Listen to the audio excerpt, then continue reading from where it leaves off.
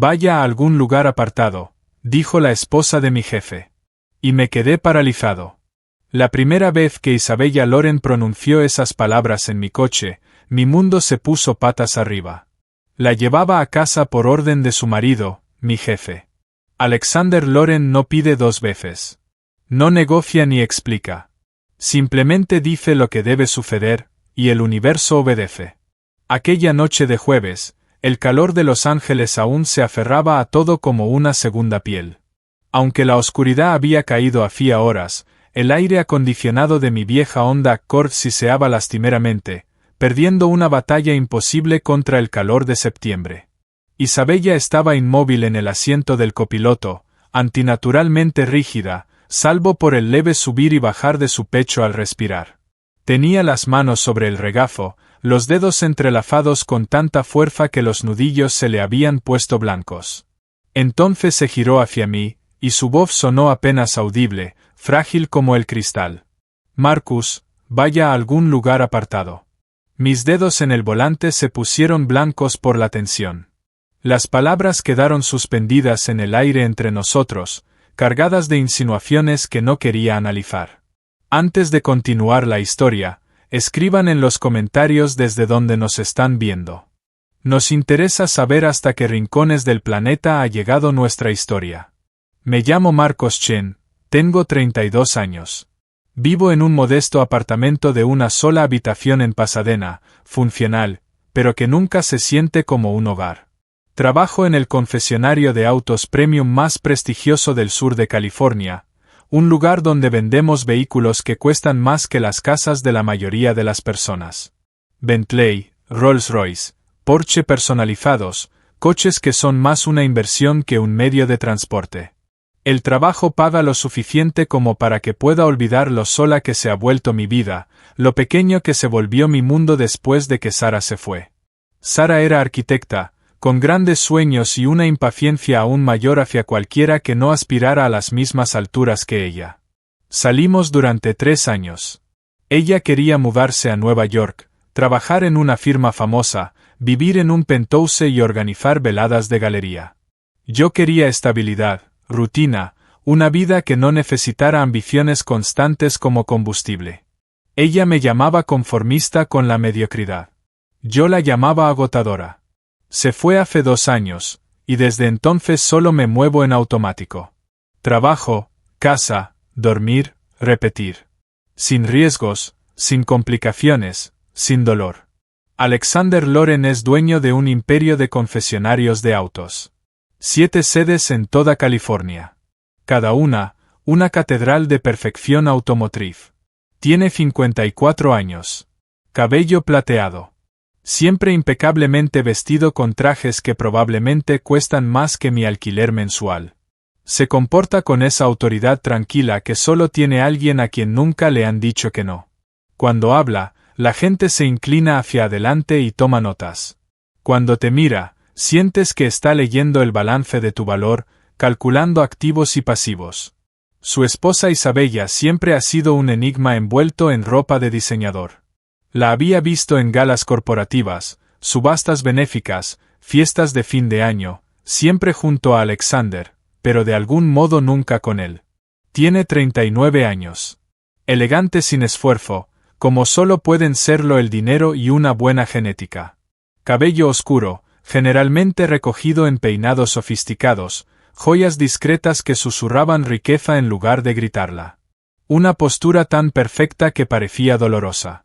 Pero sus ojos, los notaba incluso en esos encuentros breves, siempre parecían buscar algo, una salida, quizá, o una ventana en una habitación sin puertas. Nunca hablamos de verdad, salvo cortesías educadas. Buenas noches, Marcus. El clima está precioso hoy. Gracias por su trabajo con la cuenta Peterson. Ese era el límite. Esposa del jefe, empleado. Mantenerlo estrictamente profesional y a distancia. Hasta que llegó aquel jueves por la noche. El confesionario estaba a reventar. Septiembre siempre era fuerte para las ventas. La gente cerraba tratos antes de fin de año. Estaba terminando el papeleo de la compra de un Range Rover cuando sonó mi teléfono. Loren. El estómago se me encogió instintivamente, como siempre que veía su nombre en la pantalla. Marcus, dijo. Su voz tenía esa calma característica que convertía cualquier cosa en una orden. Necesito que hagas algo por mí. Recoge a Isabella en la Galería Castellana, en Melrose. Me he retrasado con unos inversionistas de Singapur. No me desocuparé por 3 horas. Mi primer instinto fue sugerir que enviara un coche con chofer, pero ¿le ofreces alternativas a Alexander Loren? Por supuesto, señor Loren. Voy para allá. Buen chico, respondió, y colgó sin una palabra más. Sin por favor, sin gracias, solo la suposición de mi consentimiento. Cerré mi oficina, tomé las llaves y salí a la noche de Los Ángeles. El tráfico era el infierno habitual. Las luces de freno se extendían hasta el horizonte. La ciudad se movía como sangre por arterias obstruidas.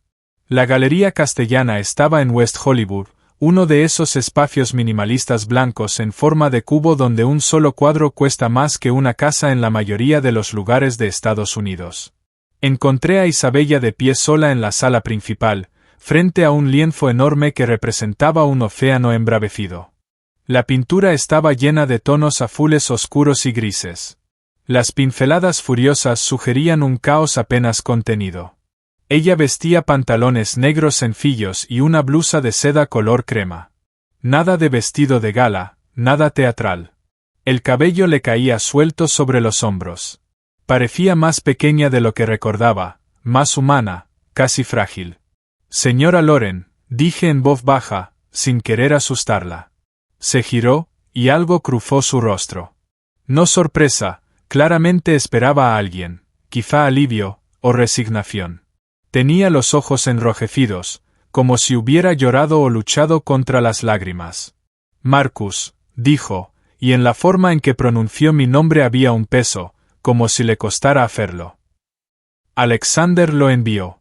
Sí, señora. Me pidió que la llevara a casa. Me miró durante un largo instante, luego volvió la vista al cuadro. Claro que sí. Él envía a alguien para todo. La amargura en su voz era sutil, pero inconfundible. Caminamos hacia mi coche en silencio.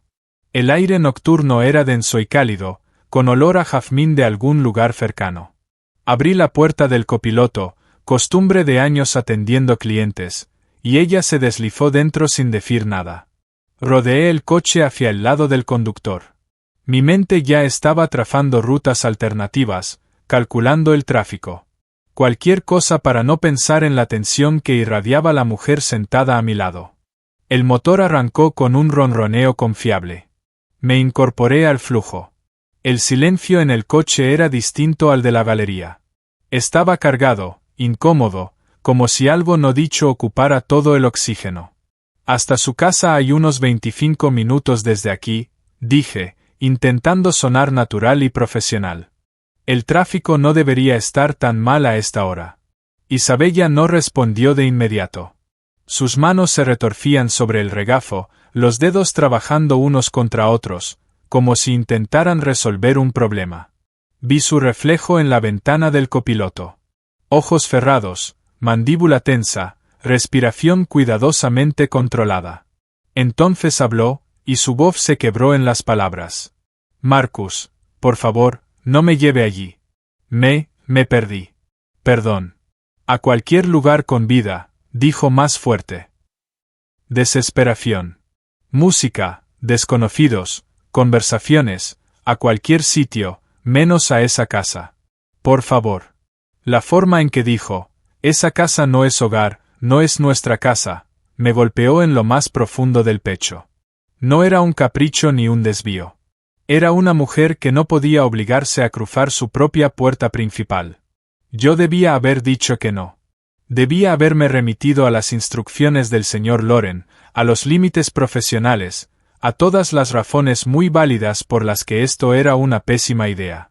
En cambio, me escuché decir: «Está bien, conozco un lugar». Me cambié de carril, alejándome de Bel Air hacia Silver Lake, y observé cómo los hombros de Isabella descendían ligeramente a medida que aumentaba la distancia de su mansión. No preguntó a dónde íbamos, solo miró por la ventana mientras la ciudad se transformaba a nuestro alrededor, de la riqueza pulida del oeste a las calles más ásperas y auténticas al este de Hollywood. Tiendas vintage, taquerías, murales extendiéndose por paredes de ladrillo, vida real ocurriendo en tiempo real.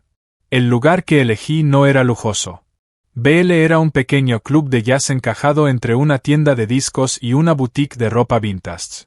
Un sitio que pasarías por alto si no lo buscaras a propósito.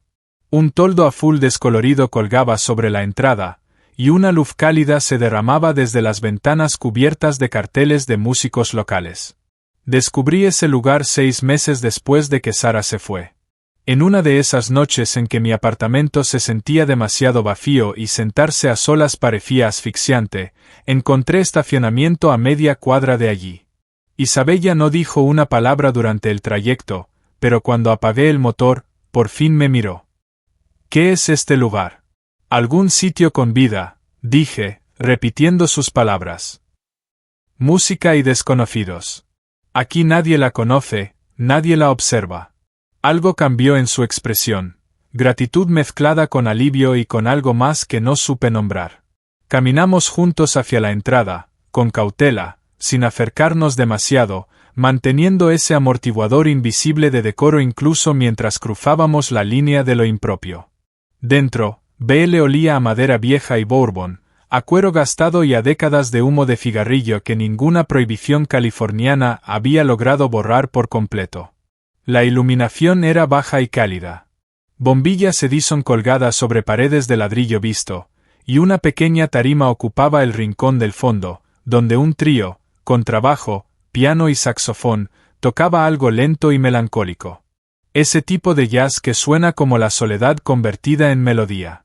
Encontramos un reservado en la esquina, medio oculto tras una columna. Los asientos de cuero gastados habían visto décadas mejores, pero eran cómodos de esa forma en que lo son las cosas viejas, moldeadas por el uso, aceptando la imperfección. Isabella se deslizó primero y yo me senté frente a ella, lo bastante cerca para hablar, lo bastante lejos para mantener la ficción de que todo esto se veía siendo profesional. Apareció una camarera de unos 50 años, mechones plateados en el cabello negro, ojos amables que lo habían visto todo 2 veces. ¿Qué les traigo, chicos? Isabella no dudó. Whisky sin hielo, doble. Las cejas de la camarera se alzaron levemente, pero no comentó nada. Me miró. Solo agua, dije. Normal, sin gas. ¿Jugando a lo seguro, cariño? Preguntó con una pequeña sonrisa. Algo así, respondí. Alguien en esa mesa tenía que mantener la cabeza clara, y claramente Isabella no se estaba ofreciendo voluntaria. Cuando la camarera se fue, Isabella soltó un largo suspiro, como si lo hubiera estado conteniendo desde que salimos de la galería. Observó el club, los muebles desparejados, los carteles descoloridos, la gente dispersa en pequeños grupos conversando y riendo. Nadie llevaba marcas de diseñador, nadie exhibía riqueza. Eran solo personas siendo personas. Esto es perfecto, dijo en voz baja. Gracias. De nada, señora Loren. Isabella, me corrigió con firmeza. Por favor, solo Isabella. Llegaron las bebidas. Isabella envolvió el vaso de whisky con ambas manos, como si fuera la única cosa sólida en su universo. Miró el líquido ámbar durante un largo instante y luego bebió. No un sorbo delicado, sino uno de verdad, de los que están hechos para quemar y adormecer. Yo antes pintaba, dijo de repente, con los ojos aún en el vaso. Sobre todo acuarelas, paisajes, abstracciones, a veces retratos. Tenía un estudio en mi apartamento de San Francisco antes de conocer a Alexander. Nada lujoso, solo una habitación soleada reconvertida, con buena luz y trapos por todas partes. Pintaba durante horas y perdía la noción del tiempo. Me incliné un poco hacia atrás, dándole espacio para hablar. ¿Qué pasó? Su sonrisa fue amarga, afilada. Me casé con un multimillonario. Eso pasó. Bebió otro trago. Alexander dijo que los materiales de arte desordenaban la casa. Dijo que el olor del disolvente le daba dolor de cabeza. Me sugirió buscar otros pasatiempos, algo más adecuado para alguien en mi posición. Comités benéficos, juntas de galerías donde miraba el arte de otros en lugar de crear el mío, almuerzos con otras esposas que también habían abandonado sus pasiones para convertirse en accesorios. Las palabras empezaron a salir más rápido, como si una presa se hubiera resquebrajado. Así que dejé de hacerlo. Dejé de pintar. Dejé de tener opinión sobre cualquier cosa que importara. Aprendí a sonreír en los momentos correctos, a vestir a los diseñadores correctos, a decir las cosas correctas en las cenas formales. Me convertí exactamente en lo que él necesitaba, hermosa, refinada, invisible. Usted no es invisible, dije antes de poder detenerme. Sus ojos se clavaron en los míos, agudos, inquisitivos. ¿No? ¿Cuándo fue la última vez que Alexander me preguntó qué pienso sobre algo importante? ¿Cuándo fue la última vez que me preguntó qué quiero, con qué sueño, qué temo? Se rió, pero no había humor en ello. Me pregunta qué me pondré para un evento. Me pregunta si confirmé con la empresa de catering. Me pregunta si tomé mis vitaminas. Me administra como si fuera otro activo de su portafolio. El saxofón en el escenario pasó a un solo. Las notas subían y bajaban como preguntas sin respuesta. No sabía qué decir. Isabella Loren. Isabella, solo Isabella, se estaba desarmando delante de mí, desentrañando años de sufrimiento silencioso, y yo no era más que un vendedor de autos que había cometido el error de importarle. ¿Por qué me cuenta esto? Pregunté con cautela. ¿Por qué hoy? ¿Por qué a mí? Isabella dejó su vaso y se inclinó ligeramente hacia adelante.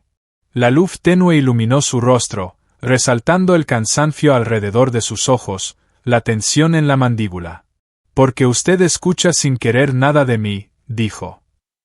Porque cuando me mira, ve a una persona y no a una propiedad o un símbolo de estatus. Porque llevo tanto tiempo ahogándome que olvidé cómo se siente respirar. Y hoy necesitaba recordarlo. Se me cerró la garganta. Conocía esa sensación de ahogo. La había sentido después de que Sara se fue. Esa asfixia de sentir que tu vida te ocurre, en vez de vivirla tú. Lo entiendo, dije en voz baja. Más de lo que imagina. La expresión de Isabella se suavizó. Cuénteme. Y le conté. Le hablé de Sara, de los 3 años que pasamos tirando en direcciones opuestas, de cómo ella quería altura y yo quería tierra firme, de cómo ella necesitaba movimiento constante y yo anhelaba estabilidad. De la noche en que hizo la maleta y me dijo que yo estaba satisfecho con la mediocridad, como si fuera lo peor que alguien pudiera ser. De los 2 años desde entonces, funcionando en automático, vendiendo autos, volviendo a casa, durmiendo, repitiendo, seguro, pequeño y desapareciendo lentamente en la rutina. ¿Estás solo? Dijo Isabella. No era una pregunta. Soy precavido, corregí. La soledad es lo que ocurre cuando eres precavido demasiado tiempo. Extendió la mano sobre la mesa, sin tocarme, pero muy cerca. Su palma quedó hacia arriba sobre la madera marcada entre nosotros. Una oferta. Necesito contarle algo más, dijo, bajando la voz. Pero no aquí, no con toda esta gente alrededor. Aunque no sepan quién soy. Necesito un lugar más tranquilo. Mi pulso se aceleró. Las campanas de advertencia sonaron en mi cabeza, fuertes e insistentes. Isabella, su coche. Solo estacione en algún sitio. 5 minutos, es todo lo que necesito. Debí negarme. Debí pagar la cuenta, llevarla directo a Bel Air e informar a Alexander que su esposa había llegado sana y salva. Debí proteger mi trabajo, mi rutina, mis muros cuidadosamente construidos. En lugar de eso, llamé a la camarera, pagué en efectivo y llevé a Isabella de vuelta a la cálida noche de Los Ángeles. Subimos a mi Honda. Conduje sin pensar.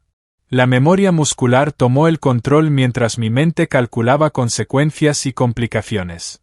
Terminé en Griffith Park, subiendo por una carretera sinuosa hacia uno de los miradores. Abajo, Los Ángeles se extendía en todas direcciones. Un océano inmenso de luces, millones de personas viviendo millones de vidas. Todos buscando algo que no sabíamos nombrar. Aparqué y apagué el motor. El silencio repentino fue enorme, presionando contra las ventanas como si quisiera entrar. Isabella miraba la ciudad, su rostro medio iluminado por las luces lejanas. Cuando por fin habló, su voz era firme, como si hubiera ensayado esas palabras durante años. Él no es cruel, dijo. Eso es lo que hace que sea tan difícil de explicar. Alexander no grita, no lanza cosas ni amenaza. Simplemente decide que me pongo en los eventos, su asistente me envía opciones. A quien veo, sugiere que sería mejor que no pase tanto tiempo con ciertos amigos que considera malas influencias. Como paso mis días, me construyó un gimnasio en casa para que no tuviera que salir. Él construye un imperio, y yo solo soy parte de la arquitectura. Hermosa, funcional, suya. Mis manos se cerraron sobre el volante, aunque no nos movíamos. Isabella, ¿por qué me cuenta esto? ¿Qué quiere que haga? Se giró por fin para mirarme, y sus ojos brillaban con lágrimas no derramadas. No quiero que haga nada. Solo necesitaba que alguien me escuchara, me viera, confirmara que no estoy loca por sentir que estoy desapareciendo. No está loca, dije. Las palabras salieron más bruscas de lo que pretendía.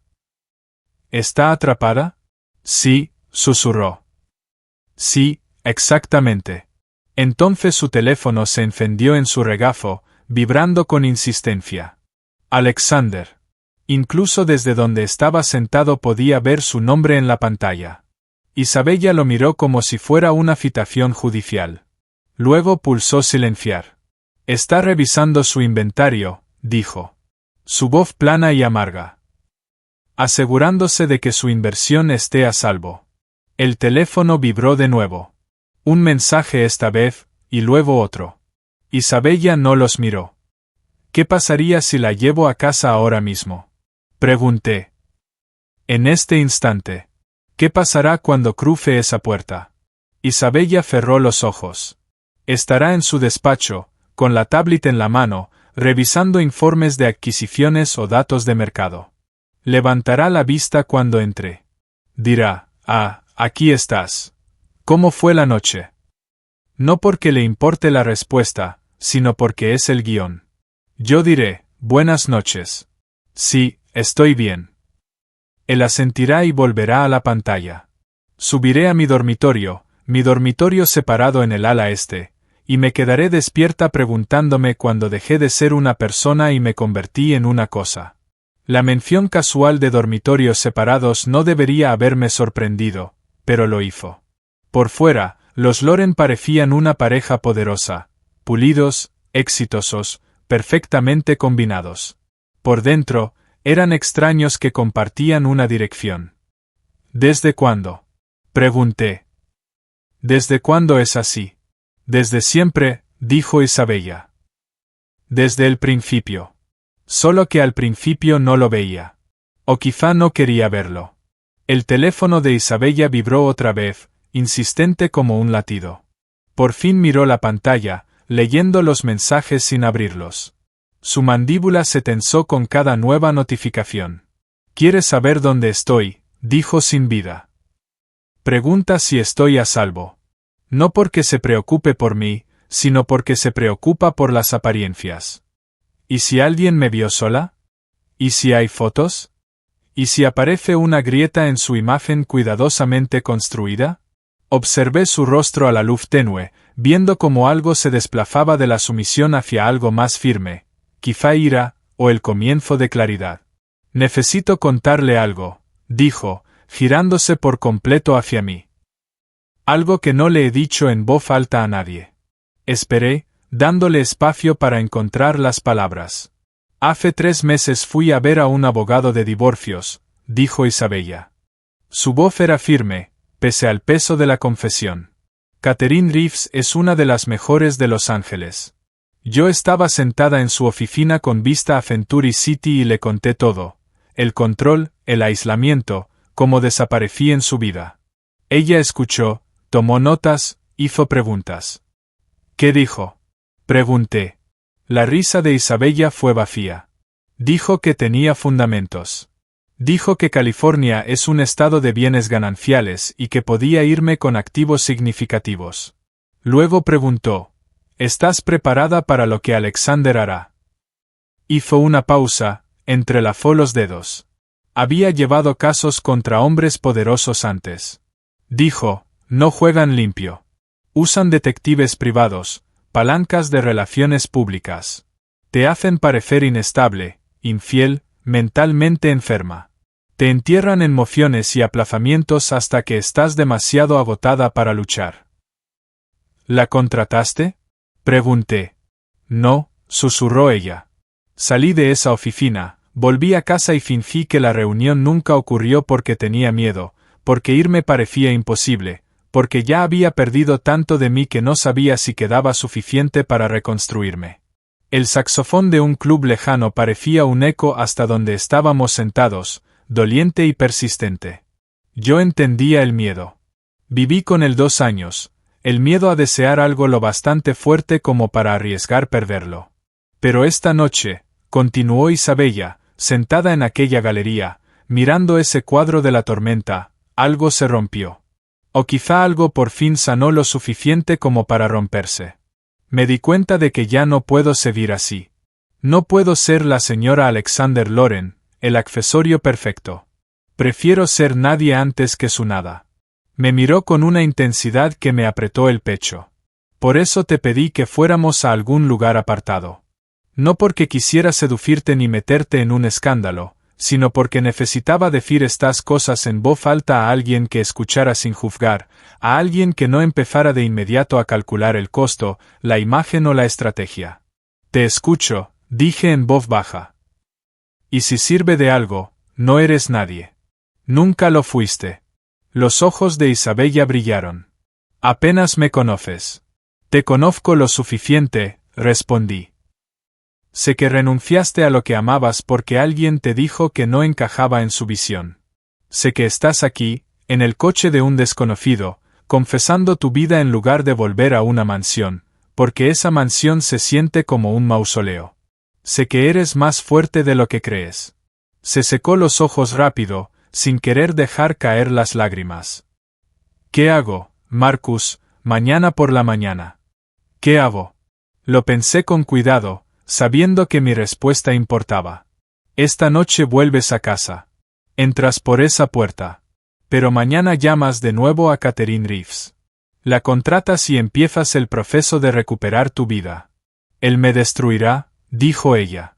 El miedo regresó a su voz. Tal vez lo intente, dije, pero no puede destruir lo que no posee. Y él no te posee, Isabella. Nunca lo hizo. Su teléfono vibró de nuevo. Esta vez lo tomó y escribió una respuesta. No pude ver qué puso, pero su expresión era decidida. Cuando terminó, dejó el teléfono con firmeza. Le dije que necesitaba aire después de la galería, que pronto estaría en casa. Me miró. Llévame de vuelta ahora, por favor, antes de que pierda la determinación. Arranqué el motor y bajé desde el mirador, de regreso por las carreteras sinuosas hacia Bel Air. Las luces de la ciudad se difuminaban a nuestro lado. Isabella guardaba silencio, pero era otro tipo de silencio, no derrotado, sino cobrando fuerza. Cuando llegamos a su calle, las casas se volvían más grandes e imponentes, retraídas tras portones y sistemas de seguridad. Cada una era una fortaleza. Cada una prisión, según el punto de vista. Me detuve ante las rejas de la mansión de los Loren. La casa detrás estaba iluminada como un museo fuera de horario, hermosa, fría, vacía de vida real. A través de las altas ventanas podía ver candelabros, arte en las paredes, muebles caros dispuestos con precisión de diseñador. Isabella no se movió para salir de inmediato. Se quedó mirando la casa, como memorizándola, despidiéndose de ella, o ambas cosas. Gracias, dijo por fin. Por escuchar, por no hacerlo raro ni complicado, por ser simplemente decente cuando necesitaba decencia. De nada, dije. Isabella, hagas lo que hagas, todo va a estar bien. Sonrió, Frágil pero sincera. Quiero creerlo. Créelo, dije. Y si necesitas a alguien que te lo recuerde, tienes mi número. El señor Loren te lo dio hace un mes para emergencias. Esto parece una emergencia, dijo suavemente. Luego abrió la puerta y salió a la noche cálida. Caminó hacia el portón. Su postura se enderezaba con cada paso, como si se pusiera una armadura de nuevo. Esperé hasta que pasó por el portón y la puerta principal se cerró detrás de ella antes de irme. Mis manos temblaban en el volante. El pecho se me apretaba con emociones que no podía nombrar, inquietud, miedo, algo peligrosamente cercano al apego a una mujer a la que apenas conocía, pero que de algún modo entendía por completo. Esa noche me quedé despierto en mi apartamento, mirando el techo, sabiendo que había cruzado una línea de la que no podía volver. Sabía que el mañana traería consecuencias que no podía prever. A las 7:23 de la mañana, mi teléfono vibró con un mensaje de un número desconocido. Era Isabella, llamé a Catherine. Tengo cita mañana. Gracias por recordarme que sigo siendo humana. Miré el mensaje, el corazón acelerado. Escribí, estoy orgulloso de ti. Lo lograrás. Su respuesta llegó rápido, tengo miedo. Eso significa que estás haciendo algo real, escribí. El miedo es mejor que la nada. Hablemos pronto. Debería haber dicho que no. Debería haber puesto un límite, protegerme, mantener distancia del incendio forestal que veía acercarse. En lugar de eso, escribí, café, en un lugar público. Mañana después de tu reunión. Gracias, escribió ella, por todo. No respondí. Simplemente me senté allí, sosteniendo el teléfono, entendiendo que mi vida tranquila y cautelosa estaba a punto de volverse muy complicada. La cafetería que eligió Isabella estaba en Santa Mónica, lejos de Beverly Hills y de los círculos donde podrían reconocerla. Se llamaba Daily Grind. Un nombre intencionalmente modesto para un lugar con muebles descoordinados, arte local en las paredes y baristas con piercings creativos. Llegué 10 minutos antes y ocupé una mesa en la esquina cerca del fondo, lejos de las ventanas y del tráfico peatonal. Isabella entró exactamente a las 2, y se veía diferente. Llevaba jeans verdaderos, gastados y cómodos, y un suéter azul oscuro sencillo. Su cabello recogido en una coleta descuidada. Sin joyas, salvo unos pequeños pendientes de oro. Se veía más joven, menos pulida, más real. Cuando me vio, su rostro se llenó de alivio. Pidió un latte y se unió a mí en la mesa, dejando caer su bolso con un peso que sugería que llevaba más que solo cosas personales. Lo hice, dijo sin preámbulos. Hoy firmé el contrato de honorarios. Es oficial. Me estoy divorciando. Las palabras colgaron en el aire entre nosotros, pesadas e irrevocables. ¿Cómo te sientes?, pregunté. Isabella abrazó su taza de café con ambas manos, un gesto que comenzaba a reconocer como su forma de centrarse, asustada, aliviada, con náuseas, libre. Todo al mismo tiempo. Ya lo notificaron para mañana, dijo. Catherine quería actuar rápido, antes de que él pudiera mover activos o crear un contranarrativa. Ella es buena en eso. Ha manejado casos contra hombres como Alexander antes. Conoce el guión.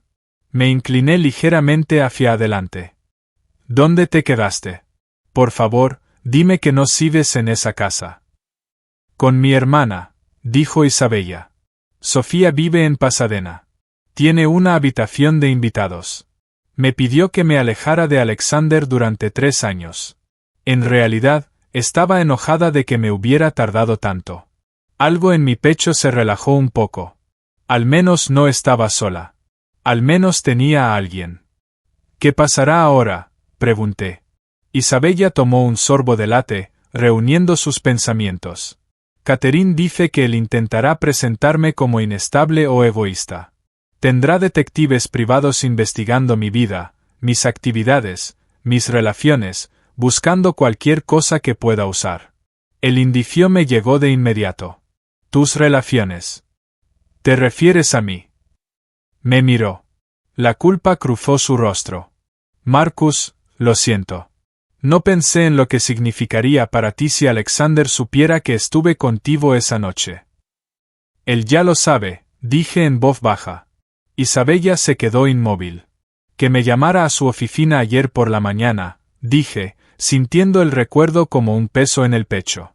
¿Sabes sobre BL, sobre el viaje a Griffith Park, sobre las reuniones en la cafetería? Observé cómo su rostro se puso pálido. ¿Tiene gente siguiéndote, Isabella? ¿O tal vez tiene rastreo en tu teléfono? No sé, pero lo sabe. Oh Dios, susurró. Marcus, tu trabajo. Me advirtió, dije. Dijo que soy un buen vendedor. Me sugirió que no arruinara mi carrera por algo que no podía ganar, esas fueron sus palabras exactas. Isabella parecía impactada. Necesitas distanciarte de mí de inmediato. Dile que no fue nada, que solo seguía sus instrucciones para ayudarme. Dile, no, interrumpí, sorprendiéndome de la firmeza en mi voz. Marcus, no entiendes de lo que es capaz. Sí entiendo exactamente de lo que es capaz, dije. Pero ya terminé de vivir con miedo, Isabella. Pasé 2 años jugando seguro, bajando la cabeza, evitando todo lo que pudiera doler. ¿Y sabes qué? Igual me estaba muriendo. Solo que lentamente, silenciosamente. Muerte por rutina. Isabella me miró. Su café olvidado. ¿Qué dices? Digo que renuncié, le dije. Presenté mi aviso de renuncia esta mañana. Di 2 semanas de preaviso. Alexander aceptó sin comentario, como si lo esperara, como si yo fuera solo otra pieza dejando su tablero. Renunciaste a tu trabajo. Su voz subió ligeramente. Marcus, es una locura. Tienes cuentas, alquiler, vida. Tengo una vida que me estaba asfixiando, corregí. Trabajar para alguien que trata a las personas como propiedad, vender autos a personas con más dinero del necesario, volver cada noche a un departamento vacío y fingir que estaba satisfecho. Eso no es vida, es solo tiempo pasando. Extendí la mano a través de la mesa, sin tocarla del todo, pero cerca. No renuncio por ti. Renuncio por mí, porque me recordaste lo que realmente significa preocuparse por algo, querer algo más que solo seguridad. Lágrimas rodaron por las mejillas de Isabella. Apenas me conoces. Sé suficiente, dije. Sé que eres lo suficientemente valiente como para alejarte de miles de millones, porque prefieres ser pobre y tú misma que rica e invisible. Sé que luchas por algo real, y sé que eso importa más que vender autos de lujo a quienes ya lo tienen todo. Ella se limpió los ojos, riendo entre lágrimas. Es una locura. Probablemente ambos estamos locos, coincidí. Pero la locura se siente mejor que la muerte. Nos sentamos en silencio por un momento. La cafetería zumbaba con vida a nuestro alrededor. Estudiantes estudiando, escritores escribiendo, parejas conversando sobre cosas normales como planes de fin de semana o listas de compras. Personas comunes, viviendo vidas comunes. Y por primera vez en años, quería esto más que seguridad. Me ofrecieron un puesto en un confesionario más pequeño en Glendale, dije. Nada lujoso. Venden autos usados, vehículos prácticos para quienes realmente necesitan transporte. Menor paga, pero trabajo honesto.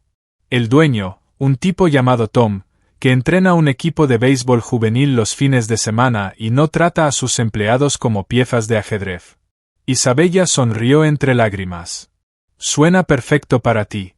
¿Y tú? ¿Qué sigue después del divorcio? Pregunté. Tomó una respiración temblorosa. Catherine cree que tomará 6 meses, quizá más si Alexander lucha mucho. Durante este tiempo, necesito mantenerme visible, mantenerme limpia, mostrar que soy estable e independiente. Voy a volver a enseñar. Me puse en contacto con el Centro de Artes Comunitarias de Pasadena. Necesitan instructores de pintura. No es prestigioso, pero es mío. Es increíble, dije sinceramente. Y continuó. Su voz se hacía más fuerte. Volveré a pintar. De verdad a pintar. Estoy montando un estudio en el garaje de Sofía. Nada lujoso, solo un espacio, luz y libertad para crear algo con mis propias manos. Hablamos durante otra hora sobre cosas pequeñas y grandes, sus miedos y mis planes, sobre lo que viene después de que destruyes tu vida y tienes que construir una nueva a partir de los escombros. La conversación fue ligera, como suelen ser las conversaciones importantes raramente, como si finalmente habláramos un idioma que ambos entendíamos. Cuando el sol empezó a ponerse, proyectando luz naranja a través de las ventanas de la cafetería, Isabella revisó su teléfono y frunció el ceño. Necesito irme. Catherine quiere revisar algunos documentos antes de presentar. Mañana nos levantamos y preparamos las cosas. En la puerta, Isabella vaciló, luego se acercó y me abrazó brevemente. Fue rápido, apropiado, pero real. Gracias, dijo en mi hombro, por verme cuando era invisible.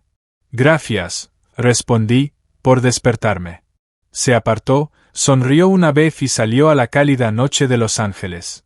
Me quedé allí un momento, observando cómo se alejaba, sintiendo algo desconocido florecer en mi pecho. Esperanza, quizá, o posibilidad, o el simple reconocimiento de que la vida vuelve a suceder. Verdadera, complicada y digna de lucha. Pasaron 6 meses. El divorcio de Isabella se llevó a cabo con la mezquindad esperada. Los detectives privados filtraban historias. El equipo legal de Alexander la pintaba como inestable y egoísta. Pero Catherine era mejor, y la evidencia era clara. Años de control, documentados en cartas, testimonios de amigos que observaban cómo Isabella desaparecía, incluso pinturas desechadas que ella había guardado en un almacén, fechadas y desgarradoras en su potencial abandonado. El acuerdo fue sustancial, pero no destructivo para el imperio de Alexander. Isabella tomó lo suficiente para estar cómoda, no rica, y salió de la mansión en Bel Air sin mirar atrás. La vi de vez en cuando durante esos meses. Siempre en lugares públicos, siempre brevemente, siempre con cuidado. Fuimos amigos navegando una situación compleja. Ambos reconstruíamos nuestras vidas desde los escombros. Luego, un sábado de marzo, cuando salía de mi nuevo trabajo en el confesionario de Glendale, la vi de pie junto a un coche en el estacionamiento. Un coche sencillo. Un Honda Civic práctico, plateado, de 3 años, con buen kilometraje. Isabella, dije, sorprendido y sinceramente feliz de verla. ¿Qué haces aquí? Ella sonrió, y fue la primera sonrisa completamente abierta que vi en su rostro. Necesito un coche. Algo confiable y sencillo. Y escuché que ahora trabajas aquí. Sí, dijo, entendiendo que algo florecía. Déjame mostrarte lo que tenemos. Caminamos juntos por el estacionamiento, hablando sobre la confiabilidad del motor, el consumo de combustible y cosas normales que la gente común discute al comprar coches comunes. Fue cotidiano e ideal. ¿Cómo va la enseñanza? Pregunté. Increíble, dijo ella. Sus ojos brillaban. Ahora tengo 12 estudiantes, de 8 a 74 años. Y vuelvo a pintar. De verdad pintar. Una de mis obras fue aceptada en una exposición grupal en una galería en Pasadena. Nada lujoso, pero es mío. Es increíble, dije, con todo mi ser. Ella me miró entonces. Realmente me miró, como lo hizo aquella primera noche en mi coche. ¿Eres feliz, Marcus? Pensé en ello honestamente. Mi apartamento todavía era pequeño. Mi salario menor. Mi vida más simple y tranquila que antes. Pero me despertaba cada mañana sin miedo. Iba a trabajar y ayudaba a las personas a encontrar vehículos que realmente podían pagar. Volvía a casa, cocinaba, leía libros y me sentía yo mismo. Sí, dije. Soy realmente feliz. Bien, dijo Isabella suavemente. Te lo mereces. Terminamos la prueba de manejo. Ella compró el Civic, pagó en su totalidad y completamos la documentación con eficiencia profesional. Al entregarle las llaves, nuestros dedos se tocaron brevemente. Marcus, dijo, vacilando en la puerta. ¿No querrías tomar un café algún día? No como la exesposa de tu jefe, no como alguien a quien rescataste. Solo como Isabella, que querría tomar un café con Marcus. Sonreí. Me encantaría. ¿Qué tal el próximo sábado?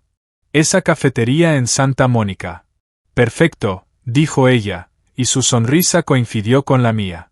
Se fue en su sensato Civic plateado, y yo la vi alejarse, sintiendo que algo se acomodaba dentro de mí. No el final. No del todo un comienzo, solo dos personas que sobrevivieron a sus propias tormentas, encontrándose en tierra firme. El sol se ponía sobre Glendale, tiñendo el cielo de naranja y dorado. Cerré el confesionario, me subí a mi viejo Honda Accord y conduje a casa por el tráfico nocturno, pensando en cafeterías, segundas oportunidades y caminos extraños que nos llevan a las vidas que debemos vivir. A veces, lo más valiente que puedes hacer es ir a algún lugar tranquilo con alguien que necesita ser visto. A veces, la salvación parece renunciar a la seguridad, y a veces, si tienes mucha suerte, la mujer que te pidió ir a un lugar tranquilo se convierte en la persona que te enseña lo que significa finalmente llegar a casa. Si te gustó esta historia, dale like y suscríbete al canal. En el próximo vídeo te espera una nueva historia increíble.